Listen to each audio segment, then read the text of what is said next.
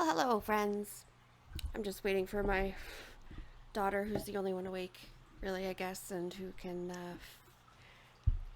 jump in and hop in and let me know that everything is working okay here and sounding okay. I'm going to go ahead and assume that it is until she finishes her Fortnite game and actually lets me know what's going on. So, welcome tonight. It's Mother's Day. It's 12:36 a.m. on May 9th, and it's Mother's Day.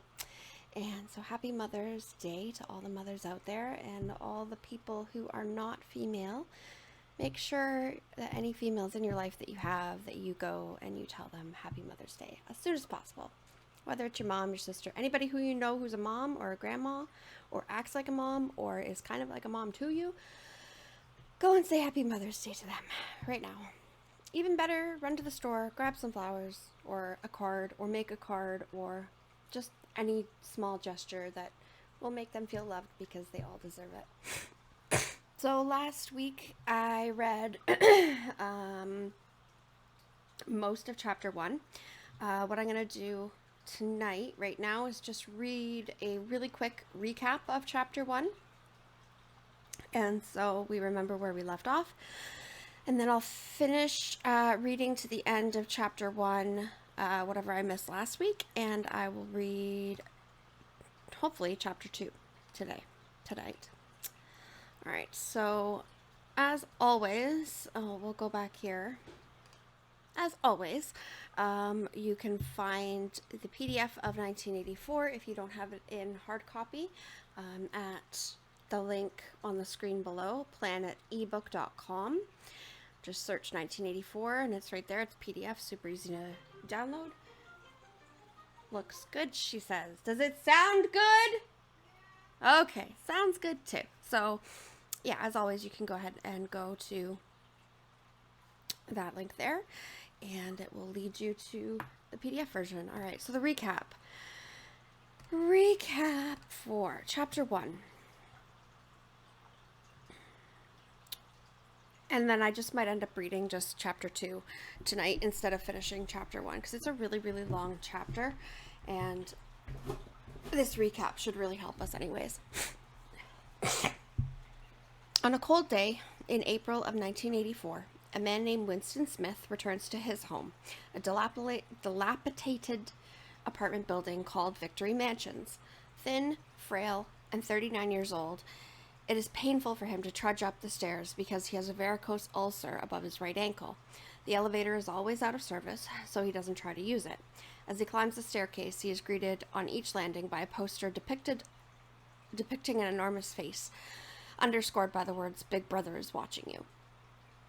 Winston is an insignificant official in the party, the totalitarian political regime that rules all of Airstrip 1, the land that used to be called England, as part of the larger state of Oceania.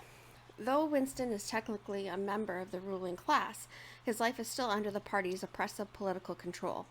In his apartment, an instrument called a telescreen, which is always on, spouting propaganda, and through which the thought police are known to monitor the actions of citizens, shows a dreary report about pig iron. Winston keeps his back to the screen. From his window, he sees the Ministry of Truth, where he works as a propaganda officer, altering historical records to match the party's official version of past events. Winston thinks about the other ministries that exist as part of the party's governmental apparatus. The Ministry of Peace, which wages war, the Ministry of Plenty, which plans economic shortages, and the dreaded Ministry of Love, the center of the inner party's loathsome activities. From a drawer in a little alcove hidden from the telescreen, Winston pulls out a small diary he recently purchased. He found the diary in a second-hand store in the proletarian district, where the very poor live, relatively unimpeded by party monitoring. The proles, as they are called, are so impoverished and insignificant that the party does not consider them a threat to its power. Winston begins to write in his diary, although he realizes that this constitutes an act of rebellion against the party. He describes the films he watched the night before. He thinks about his lust and hatred for a dark haired girl who works in the fiction department at the Ministry of Truth, and about an important inner party member named O'Brien, a man he is sure is an enemy of the party. Winston remembers the moment before that day's 2 minutes hate, an assembly during which party orators whipped the populace into a frenzy of hatred against the enemies of Oceania. Just before the hate began, Winston knew he hated Big Brother and saw the same loathing in O'Brien's eyes. So we read that last week. They're in the room. They're all chucking chairs at the screen. They're yelling, but Winston has this moment where he's like, "Oh, holy crap! I actually, hate Big Brother, and I like this other entity that is speaking truth." But so he has this revelation, and then he thinks, okay, wow, O'Brien feels the same way. Winston looks down and realizes that he has written "down with Big Brother" over and over again in his diary. He has committed thought crime now, the most unpardonable crime, and he knows that the thought police will seize him sooner or later. And just then there is a knock at the door. Analyzing chapter 1. I don't know whether we have to go through this. I think we're going to be okay not to go through this. But I like this last paragraph here. One of the most important themes of 1984 is governmental use of psychological manipulation and physical control as a means of maintaining its power. Now, if you think about that, it's very, very true, and it's also very, very true to what is going on now, except instead of it being so blatantly obvious, the mainstream media is the psychological manipulation, and the physical control is our government, and that's how it's maintaining power over us during this pandemic, scamdemic, whatever. This theme is present in chapter 1 as Winston's grasping at freedom illustrates the terrifying extent to which citizens are not in control of their own minds. The telescreens in their homes blare out a constant stream of propaganda, just like ours, touting the greatness of Oceania and the success of the party in ruling it. Each day, citizens are required to attend the 2 minutes hate, which we don't have to do yet, thankfully, but an intense mass rally in which they are primed with fury and hatred for Oceania's rival nations. So, it's crazy, venting their own pent-up emotions in the process. The government, meanwhile, expresses its role in an outlandishly dishonest fashion, as seen in the stark contradiction between the name and function of each of its ministries. Everything's backwards, right? The net effect of this psychological manipulation is a complete breakdown of the independence. Thinking about everything being backwards there, you hear so often in the people that we listen to on a regular basis. And if you don't listen to the people I'm about to reference, you really should start. But we live in a clown world. We live in an ass backwards world where literally everything on the TV is backwards. It's the wrong of the right. It's not truth. It's backwards. It's crazy. The net effect of this psychological manipulation is a complete breakdown of the independence of an individual's mind. It's exactly where we are now. Independence and will are replaced by a fear of and faith in the party. Indeed, individual thought has become so alien, the population accepts that the party has made it a crime. Are we there yet? Like, are we at the point where it's a crime to think this? What we think? No. Are we going to be very soon? Quite possibly. All right. So let us see. Let's go into reading. Let's just read the last page of chapter 1. Then we'll go into chapter 2. Where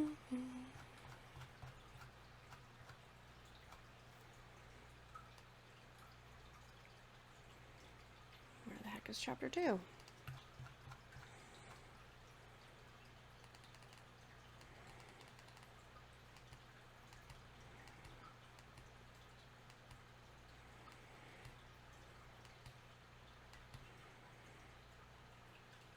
There's chapter 2. Alright, so last page. Let's go up here.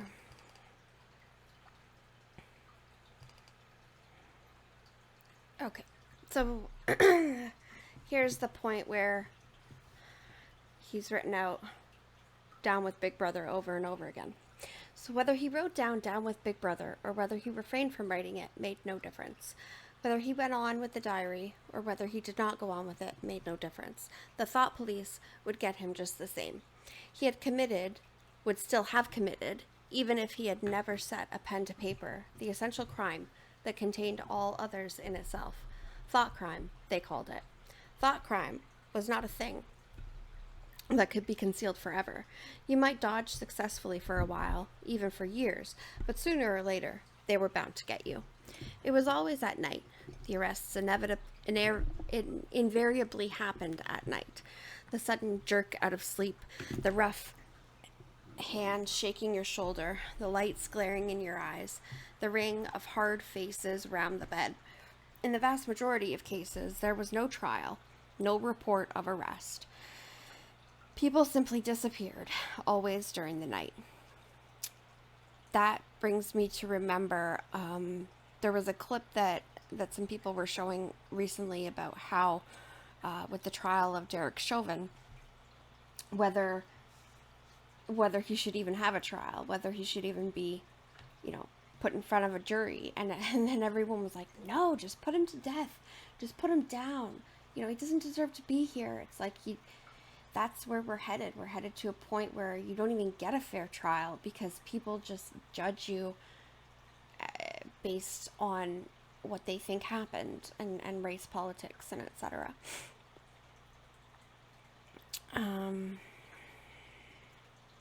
Your name was removed from the registers. Every record of everything you had ever done was wiped out. Your one-time existence was denied and forgotten. You were abolished, annihilated. Vaporized was the usual word. For a moment he was seized by a kind of hysteria. He began writing in a hurried, untidy scrawl. They'll shoot me. I don't care. They'll shoot me in the back of the neck. And I don't care. Down with Big Brother. They always shoot you in the back of the neck. I don't care. Down with Big Brother. He sat back in his chair, slightly ashamed of himself, and laid down the pen. The next moment, he started violently. There was a knocking at the door. Already? He sat as still as a mouse, in the futile hope that whoever it was might go away after a single attempt, but no, the knocking was repeated. The worst thing of all would be to delay. His heart was thumping like a drum, but his face, from long habit, was probably expressionless. He got up and moved heavily towards the door. Chapter 2. As he put his hand to the doorknob, Winston saw that he had left the diary open on the table. Down with Big Brother was written all over it, in letters almost big enough to be legible across the room. It was an inconceivably stupid thing to have done, but he realized, even in his panic, he had not wanted to smudge the creamy paper by shutting the book while the ink was wet. He drew in his breath and opened the door. Instantly, a warm wave of relief flowed through him.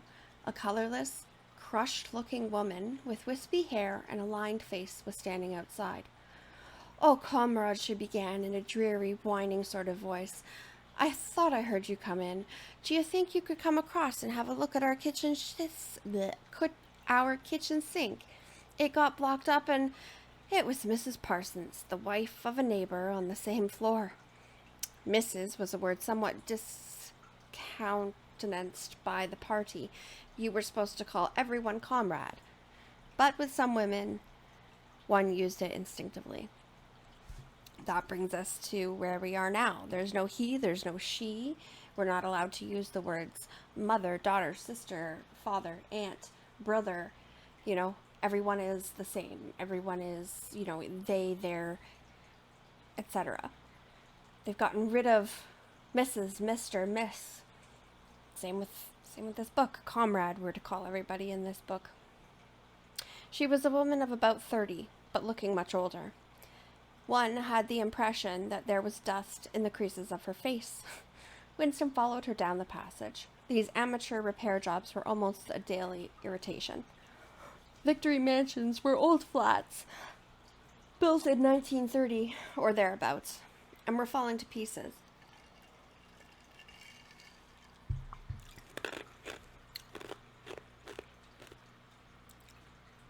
The plaster flaked constantly from ceilings and walls. The pipes burst in every hard frost. The roof leaked whenever there was snow. The heating system was usually running at half steam when it was not closed down altogether from motives of economy. Repairs, except what you could do for yourself, had to be sanctioned by remote committees, which were liable to hold up even the mending of a window pane for 2 years.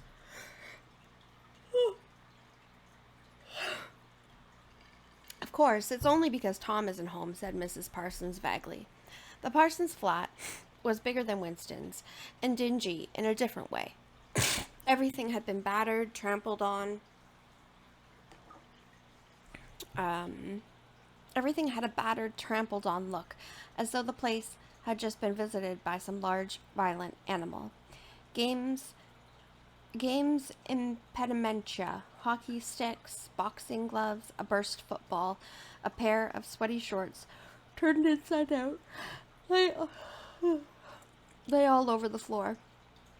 And on the table there was a litter of dirty dishes and dog-eared exercise books. On the walls were scarlet banners of the Youth League and the Spies, and a full-size poster of Big Brother. Hi, little buddy. There was the usual boiled cabbage smell, common to the whole building, but it was shot through by a sharper reek of sweat, which, one knew this at the first sniff, though it was hard to say how, was the sweat of some person not present at the moment. In another room, someone with a comb and a piece of toilet paper was trying to keep tune with the military music, which was still issuing from the telescreen. It's the children, said Mrs. Parsons, casting a half-apprehensive glance at the door. They haven't been out today. And, of course, she had a habit of breaking off her sentences in the middle. The kitchen sink was nearly full to the brim with filthy greenish water, which smelt worse than ever of cabbage. Ugh. Winston knelt down and examined the angle joint of the pipe. He hated using his hands, and he hated bending down, which was always liable to start him coughing. Mrs. Parson looked on helplessly. Of course, if Tom was home, he'd put it right in a moment, she said. He loves anything like that. He's ever so good with his hands, Tom is.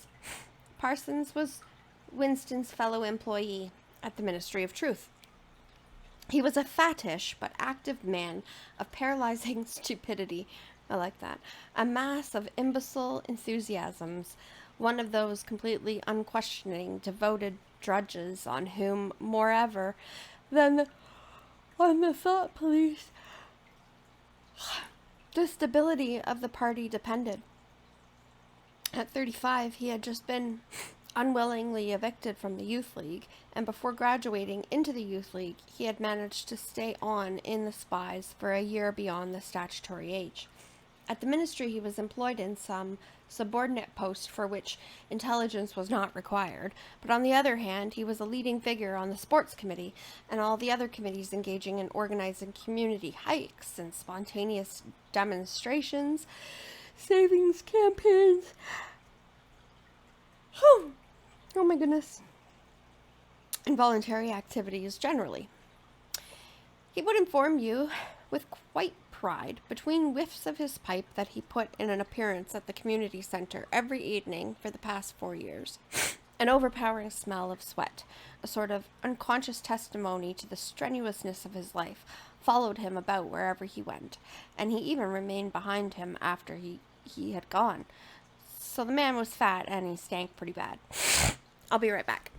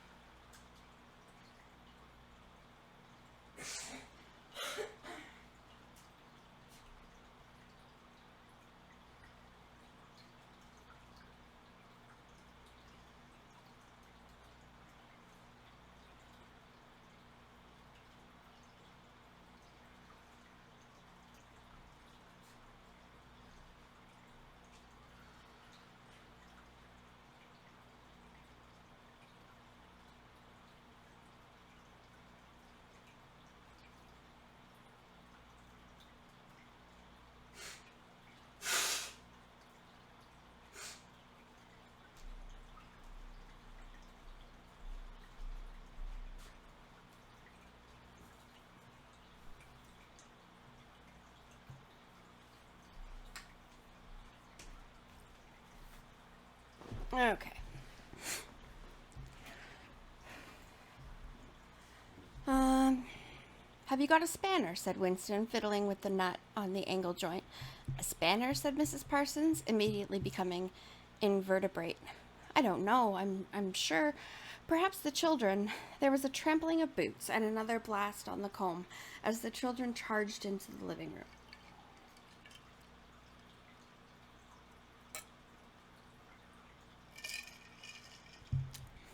What's a spanner, I wonder? Mrs. Parsons brought the spanner.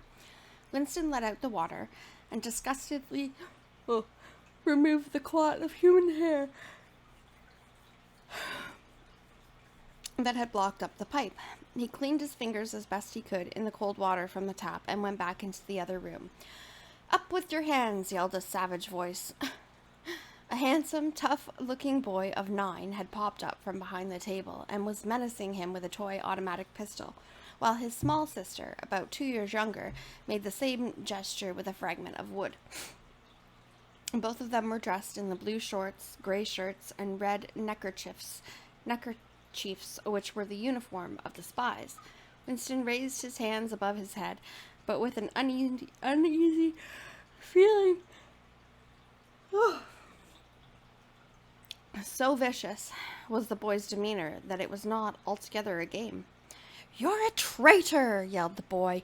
"You're a thought criminal! You're a Eurasian spy! I'll shoot you! I'll vaporize you! I'll send you to the salt mines!" Suddenly, they were both leaping around him, shouting, "Traitor!" and "Thought criminal!" the little girl imitating her brother in every moment. It was somehow slightly frightening, like the gamboling of tiger cubs, which will soon grow up into man-eaters. There was a sort of calculating ferocity in the boy's eye, a quite evident desire to hit or kick Winston in a consciousness of being very nearly big enough to do so. It was a good job it was not a real pistol he was holding, Winston thought. Mrs. Parsons' eyes flitted nervously from Winston to the children and back again. In the better light of the living room, he noticed with interest that there actually was dust in the creases of her face. "They do get so noisy," she said. "They're disappointed because they couldn't go to see oh my God. They're disappointed because they couldn't go to see the hanging.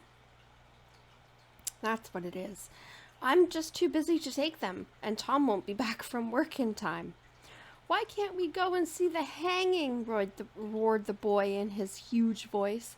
"We want to see the hanging. We want to see the hanging," chanted the little girl, still caperring around. Oh, can you imagine little tiny people, age 9 and 7, running around going and being pissed off that they can't go watch the hanging in the square? It's fucked up. Some Eurasian prisoners guilty of war crimes were to be hanged in the park that evening, Winston remembered. This happened about once a month and was a popular spectacle. Children always clamored to be taken to see it. He took his leave of Mrs. Parsons and made for the door, but he had not gone 6 steps down. I don't know why I always do these so late at night.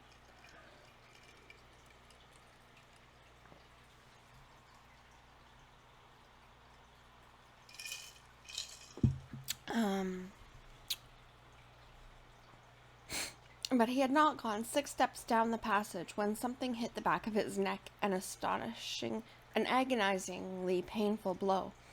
It was as though a red-hot wire had been jabbed into him.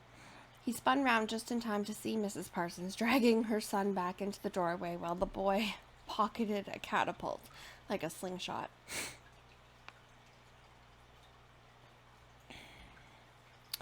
"Goldstein!" bellowed the boy as the door closed on him.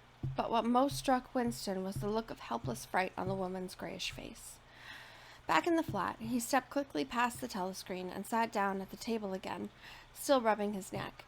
The music from the telescreen had stopped. Instead, a clipped military voice was reading out, with a sort of brutal relish, a description of the armaments of the new floating fortress which had just been anchored between Iceland and Faroe Islands.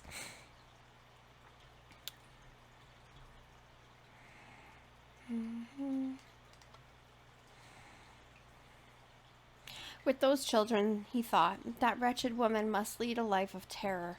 Another year, 2 years, and they would be watching her night and day for symptoms of unorthodoxy. Nearly all children nowadays were horrible. What was worst of all was that by means of such organizations as the spies, they were systematically turned into ungovernable little savages, and that this produced in them no tendency whatsoever to rebel against the discipline of the party. Does that sound familiar, friends? How they're using the public schools and education systems of our time to totally brainwash our children and make them hate us, and then eventually tell on us. On the contrary, they adored the party and everything connected with it. The songs, the processions, the banners, the hiking, the drilling with dummy rifles, the yelling of slogans, the worship of Big Brother. It was all a sort of glorious game to them. All their ferocity was turned outwards against the enemies of the state, against foreigners, traitors, saboteurs, thought criminals. It was almost normal for people over 30 to be frightened of their own children, and with good reason, for hardly a week passed in which the Times, like the New York Times, the Times did not carry a paragraph describing how some eavesdropping little sneak child hero, was the phrase generally used, had overheard some compromising remark and denounced its parents to the thought police. The sting of the catapult bullet had worn off.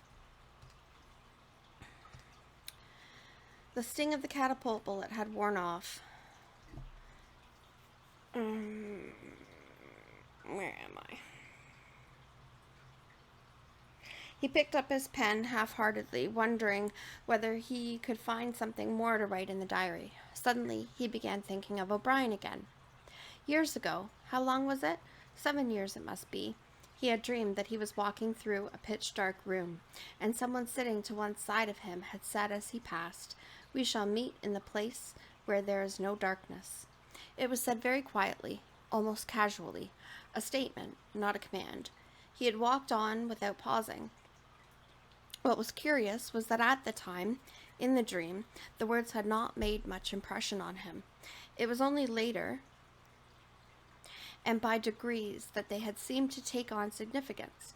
He could not now remember whether it was before or after having the dream that he had seen O'Brien for the first time, nor could he remember when he had first identified the voice of O'Brien's as O'Brien's. But at any rate, the identification existed. It was O'Brien who had spoken to him out of the dark.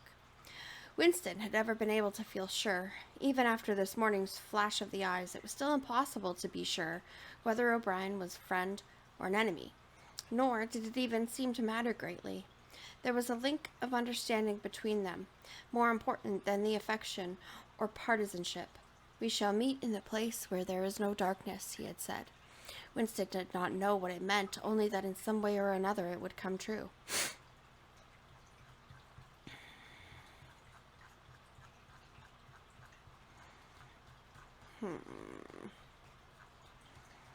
Only in some way or another it would come true. The voice from the telescreen paused.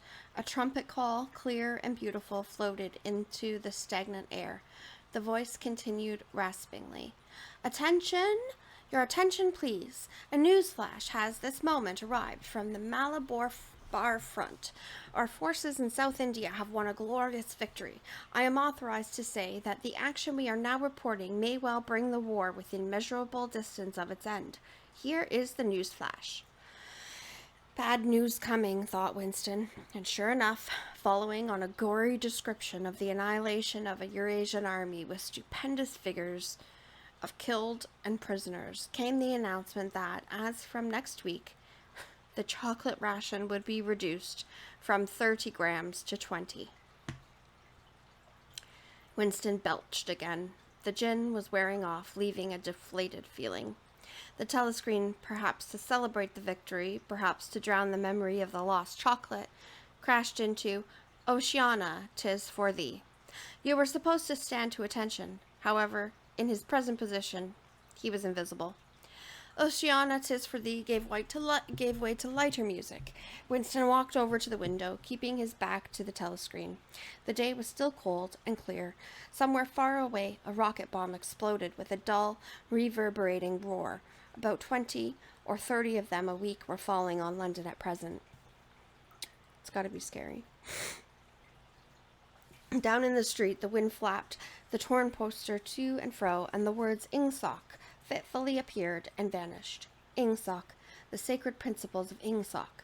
Newspeak, doublethink, the mutability of the past. He felt as though he were wandering in the forests of the sea bottom, lost in a monstrous world where he himself was the monster. He was alone. The past was dead. The future was unimaginable. What certainty had he that a single human creature now living was on his side? And what way of knowing that the dominion of the party would not endure forever? Like an answer, the three slogans on the white face of the Ministry of Truth came back to him. War is peace. Freedom is slavery. Ignorance is strength. He took a 25-cent piece out of his pocket. There, too, in tiny, clear lettering, the same slogans were inscribed, and on the other face of the coin, the head of Big Brother. Even from the coin, the eyes pursued you. On coins, on stamps, on the covers of books, on banners, on posters, and on all the wrappings of a cigarette packet, everywhere. Always the eyes watching you, and the voice enveloping you. Asleep or awake, working or eating, indoors or outdoors, in the bath or in bed, no escape. Nothing was your own except the few cubic centimeters inside your skull. Can you imagine? The sun had shifted round, and the myriad windows of the Ministry of Truth with the light no longer shining on them looked grim as the loopholes of a fortress. His heart quailed before the enormous pyramidal shape. It was too strong. It could not be stormed. 1,000 rocket bombs would not batter it down. He wondered again for whom he was writing the diary. For the future? For the past? For an age that might be imaginary? And in front of him there lay not death, but annihilation. The diary would be reduced to ashes and himself to vapor. Only the thought police would read what he had written before they wiped it out of existence and out of memory. How could you make appeal to the future when not a trace of you, not even an anonymous word scribbled on a piece of paper, could physically survive? The telescreen struck 14. He must leave in 10 minutes. He had to be back at work by 14:30. Curiously, the chiming of the hour seemed to have put new heart into him. He was a lonely ghost uttering a truth that nobody would ever hear, but so long as he uttered it in some obscure way, the continuity was not broken. It was not by making yourself heard, but by staying sane, that you carried on the human heritage. He went back to the table, dipped his pen, and wrote. To the future or to the past, to a time when thought is free, when men are different from one another and do not live alone, to a time when truth exists and what is done cannot be undone. From the age of uniformity, from the age of solitude, from the age of Big Brother, from the age of doublethink. Greetings. He was already dead, he reflected. It seemed to him that it was only now, when he had begun to be able to formulate his thoughts, that he had taken the decisive step. The consequence of every act are included in the act itself, he wrote.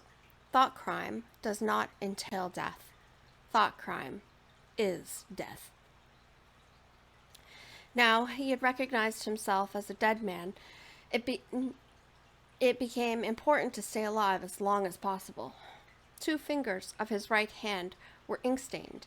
It was exactly that kind of detail that might betray you.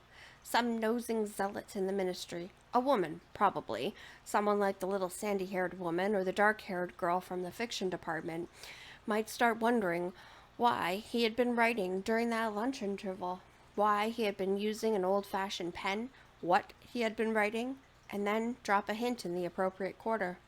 He went to the bathroom and carefully scrubbed the ink away with the gritty dark brown soap which rasped your skin like sandpaper and was therefore well adapted for this purpose. He put the diary away in the drawer. It was quite useless to think of hiding it. but he could at least make sure whether or not its existence had been discovered. A hair laid across the page ends was too obvious.